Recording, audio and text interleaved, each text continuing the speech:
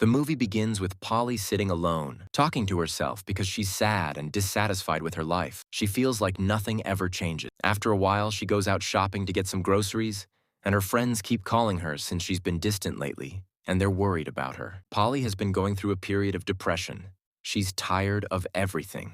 Late at night, she sets the table perfectly, sits down to eat, and talks to herself as if she were having dinner with her lover. Suddenly, the doorbell rings. When she opens the door, she finds an old woman standing there. The woman tells her that she's lost and was on her way to visit a friend but forgot the address. Polly starts mentioning the names of her neighbors to help her remember who she came for, but none of them ring a bell. Then the woman explains that her son gave her a piece of paper with phone numbers and told her to call if she ever needed anything. Polly notices the woman looks weak and tired, so she offers to let her come inside to rest and call her son from there. Once inside, Polly realizes the old woman's hands are tied, and she's holding a travel bag. The woman starts asking Polly who else lives with her in this big house, and Polly explains that she lives alone. It's actually her sister's house, and she's renting it because her family moved to a bigger one. After a moment, the woman starts rubbing her head and muttering, "I have to start now." Suddenly, she pulls out a small box and places it on the table. As she's about to open it, Polly says, "Wait, don't do anything. You need to leave now. You're starting to scare me." But then the old woman looks at her coldly and says, "You're going to die tonight." Polly freezes in shock. The old woman tells her, "This isn't the time for fear or sadness. Nothing's going to change. You're going to die tonight. Or maybe, if things go differently, you might live. But first, you have to do a few things." Then she adds, "Pack your things and disappear from my sight right now." Polly says she'll just pretend she didn't hear anything and keep talking, because she's been kind and hospitable to her. Polly then threatens to call the police. But the old woman stays completely calm and says, "You won't be able to tell anyone." She then gets up and starts walking away. Before Polly can go back inside, the old woman suddenly calls out her name, even though Polly never told her what it was. Polly, shocked, asks, "How do you know my name?" The woman replies, "I'm trapped in a nightmare. I couldn't wake up from it. I just hope you can." Polly rushes back inside, locks all the doors and windows, and looks outside through the window. But the woman has vanished. All that's left is the mysterious box lying in the middle of the road. Polly calls her mother and tells her everything that happened. As soon as her mother hears about the box, she warns her, "Don't you dare touch it.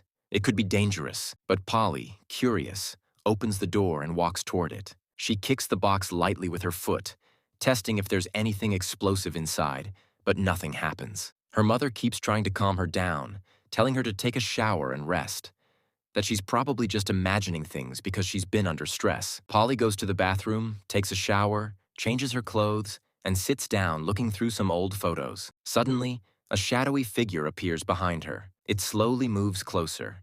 And then, bam! It screams right into her ear and vanishes. She starts running up the stairs, terrified, and calls her mother again. She tells her there's something strange in her room. She keeps hearing weird sounds and even some creepy music. Still, she decides to be brave and go check what's going on. She walks slowly through the hallway, calling out, "Is anyone here?" But no one answers. She looks inside the closet, under the bed. Nothing. So she walks away and sits in front of the fireplace, still on the phone with her mother. She says, "I just want to understand what's going on with that box." But before she can finish her sentence, she freezes. The box is right there, sitting on the table in front of her. She's shocked, because she clearly left it outside the house. When she opens it, she finds an hourglass inside, but the sand isn't moving. Then comes the real shock. The voice on the phone says, "I'm not your mother, sweetheart." And the voice adds, "This isn't a game, so stop pretending." Polly is speechless, but the voice keeps talking, calm and cold. "Listen carefully.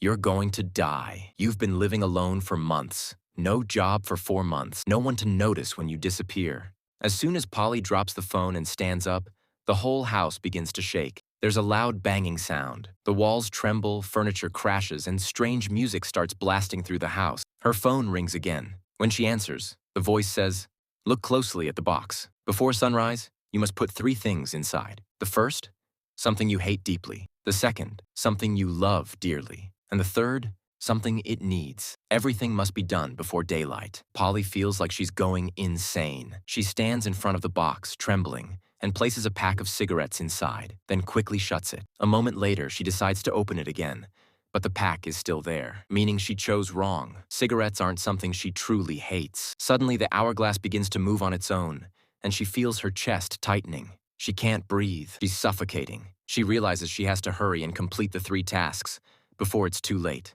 She starts to feel sick and tries to throw up, but she's horrified when a key comes out of her mouth. Shocked and trembling, she runs straight to her neighbor's house, banging on the door and begging for help. She tells the neighbor she urgently needs to call the police. The neighbor, who's already on a phone call, lets her in and tells her to wait while she finishes talking. But as Polly listens, she suddenly hears the neighbor say in a cold voice, "No one can help you." Then, without warning, the woman grabs a knife and stabs herself right in front of Polly. Polly screams in terror, unable to believe what she's witnessing. When the woman collapses to the floor, Polly sees something written across her chest. "Don't trust anyone." Terrified, Polly runs back home and frantically tries to use her phone again, but a strange voice whispers, "It's over. You're going to die." She looks over at the hourglass and realizes that time is running out. Suddenly, a framed photo falls off the wall and shatters. She notices something even more terrifying. Her face is slowly disappearing from the picture. Then the voice returns, saying, "Complete the task, quickly." A moment later, the phone rings again. It's her father calling, but her father is dead. His voice sounds calm but distant, trying to help her solve the riddle. He asks, "What's the one thing you lost the day I died?" Polly, trembling, grabs the key she coughed up earlier and runs upstairs to her father's old room. She unlocks his memory chest, and inside she finds his necklace. The moment she touches it, the lights start flickering wildly. Suddenly, the door slams shut, trapping her inside. She struggles to open it as the lights keep flashing. And then, a ghostly hand reaches out from behind her, trying to grab her. But after a few seconds, it vanishes. She looks around in panic, and then her father's ghost appears before her. But instead of comforting her, he lunges at her, trying to hurt her. Just then, the door bursts open. Polly runs downstairs, grabs the box, and drops the necklace inside. After a few tense seconds, she opens it again.